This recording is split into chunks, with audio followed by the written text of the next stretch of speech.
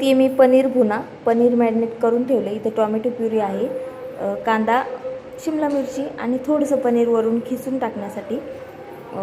एवढंच आहे. आज ब्लॉग घेणं होत नाही आहे, पण खरं तर मी खूप पटापट घेते आहे ब्लॉग, कारण आज पुण्यामध्ये आले. आज पहिलाच दिवस आहे, मला खूप सारं कामसुद्धा होतं.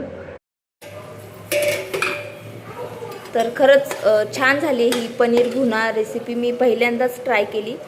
अजूनसुद्धा मला 2 रेसिपीज तुमच्यासोबत शेअर करायच्यात. जसं की 2 ताईंनी मला कमेंट केली होती, एक मँगो मस्तानी आणि दुसरी म्हणजे भेळ. त्या दोन्हीसुद्धा रेसिपी शेअर करणार आहे आणि त्यासोबत हा पनीर भुना. तर फक्त एवढं पनीर किसून टाकायचं आहे. स्टॉप.